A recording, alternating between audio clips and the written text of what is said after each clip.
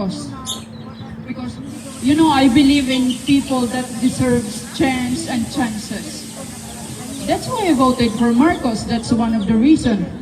And it hurts me to see kung ano na ng itsura ng bansa na meron tayo ngayon. It hurts me to see na ang mga taong pinagkatiwalaan natin na ilagay at sa gobyerno ang siya mismong nananakit sa ating mga Pilipino. That pains a lot. It really pains a lot. Tapos, while I was watching the news, I heard this popular people, the politicians, saying, yeah, it could be much better. Siguro mas worth na ilagay natin si Duterte sa the ICC because Duterte might not get a proper justice here in the country, which is stupid. I find it stupid. It's the slap of the intellect of every Filipino people. This is the kind of people na nilagay natin, binoto natin, tapos you even then did not believe that the justice system na meron tayo ngayon sa Pilipinas. Just the fact na dalhin mo ang isang Pilipino na walang ginawa kundi makinig sa gusto ng tao.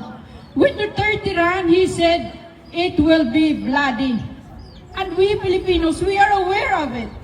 We are aware of it that there will be blood. And I choose to vote for him because he has the guts and he has the balls. Why? Of all people, it became a mistake when a certain president na alam namin, nararamdaman namin na may presidente kami. It became a mistake when he listened to us and he delivered what we want. If it's gonna be bloody, then let it be. Because we want change. We are tired. We just don't want bullshit anymore. We just want change. Binigyan niya kami ng assurance that everything will be okay. Tapos ngayon may presidente na he walked the talk. And all of a sudden, these people is crucifying him. What a very hypocrite and very, very stupid mindset that our country is getting into now. Is it a mistake to follow the will of the people?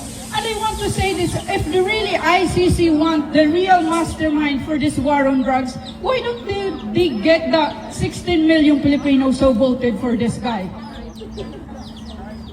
It is the 16 million Filipinos who want Duterte to walk the talk of the war on drugs.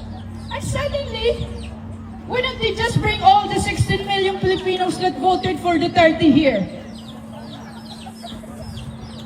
And I find it ridiculous now na ganito ang nangyayari sa bansa natin. I'm not a politician. I have nothing to do about this politics. It's just that what is happening in our country, tayo na nanonood outside, tayo na nakaka-experience ng magandang gobyerno na dapat hindi na natin kailangan lumabas ng bansa at magmakaawa, maging atsay, uuwing nakakahon.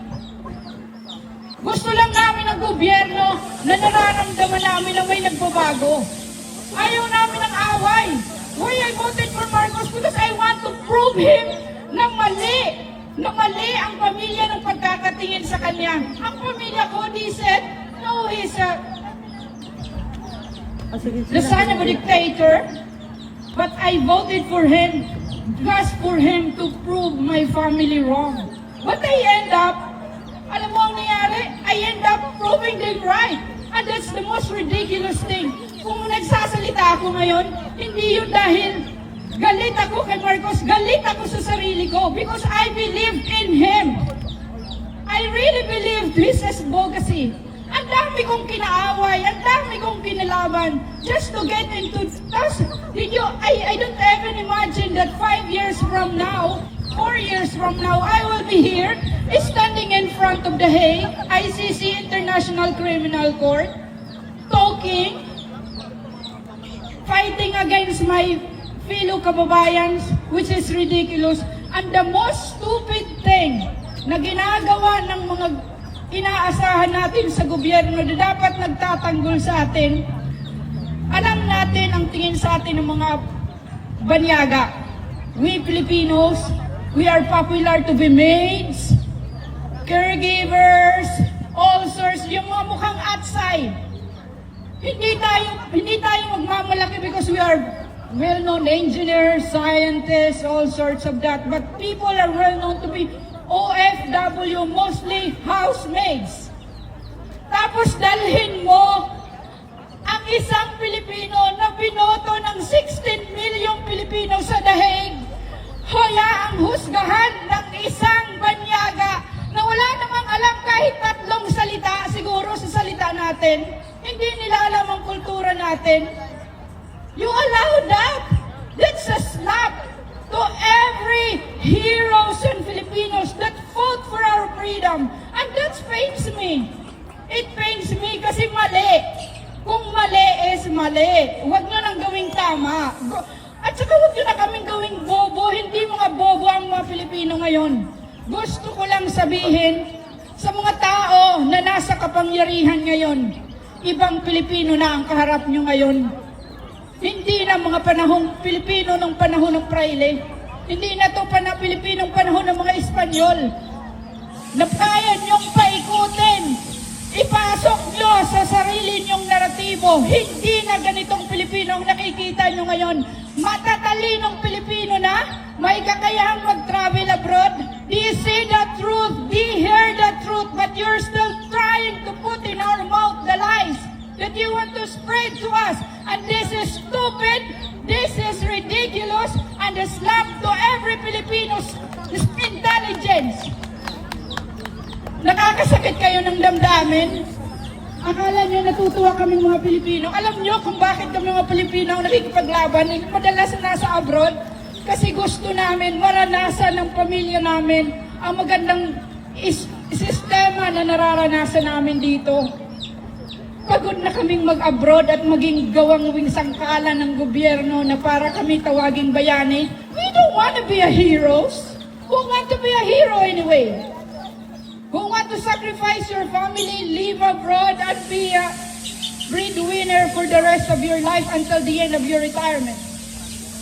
Nobody want to be a hero. Wala. But we have to. At yan sana ang makita ng gobyerno na ayaw naming maging bayani. Gusto namin alagaan din kami. You take care of us. We put the economy, please. Stop showing to international people that we Filipinos are stupid. What you did to Duterte, what you are doing to our country now, you're really proving us here, Filipinos who are here abroad watching from a distance, that we are really making our country look like a stupid shit. Para tayong mga tanga, akala nyo naniniwala pa kami? Naniniwala pa kami na may pagbabago? Akala nyo yung flood control na yan? Hindi namin alam. Kahit paulit-ulit nyo pang paikot-ikutin kami, ipasok nyo pa kami sa mga sarili nyong saya. Hindi nyo kami papaniwala na may mapapanagot sa panahong ito. I don't think so. I don't fucking believe unless you walk the talk. You walk the talk and then we believe. Hindi yung puro kayo ngaw here, there, and everywhere. This is totally politically motivated. Yung nangyari kay Digong, I'm not a fan. I just want to tell the truth. What I see, how I feel, that people, you are making us look like stupid internationally. Pag ang Pilipino may ginawang masama abroad, ang unang iisipin ng mga tao na nakatira doon, ayan ba yung mga Pilipino? Pilipino pala yan? Ayan pala yung mga ugali ng mga Pilipino?